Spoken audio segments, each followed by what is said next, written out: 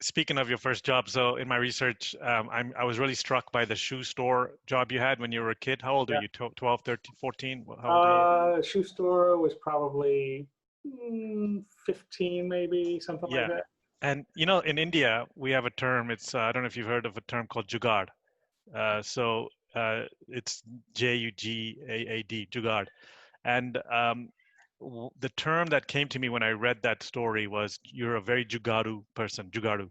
What that means is you're resourceful, and in India, infrastructure sucks, so people just cobble together duct tape and you'll make a motorbike and things of that nature. And so it Yeah, feels like there's a lot of that yeah, in you. Is that true? Is that kind of your upbringing? Is that your thirst for something?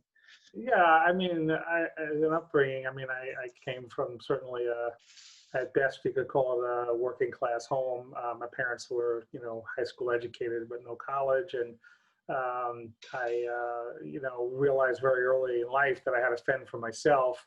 And I was happy doing that. I was happy becoming independent and taking care of myself and having a sense of a sense of my own destiny. And I didn't feel like a child. I felt like someone who's going to become an adult and be able to be to have agency.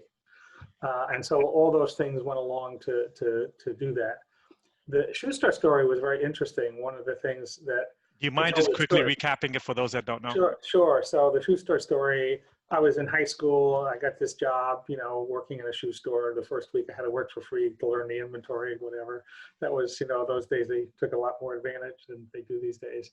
And what I didn't know, I got this job probably in February. What I didn't know is that they were hiring me and, three or four other kids my age to help with the rush. So that at Easter time, that there's a lower middle class store. All the families come in and buy new shoes for their children, little white shoes, little black shoes, whatever. And, at the end of Easter, they fire everybody. I didn't know that. Nobody knows that, right? They just kind of said, like, we're hiring.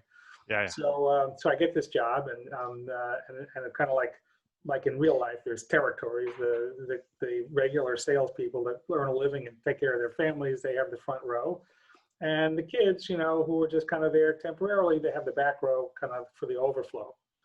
So I'm working in a shoe store, and I'm in the back of the store, and those are my seats, and like nobody's there. And I decided, well, there's no point in sitting here doing nothing. I went over to the front door and waited for someone to walk in, and I said, "Can I help you? Please step over to my shoes, to my seats, my chairs, right?"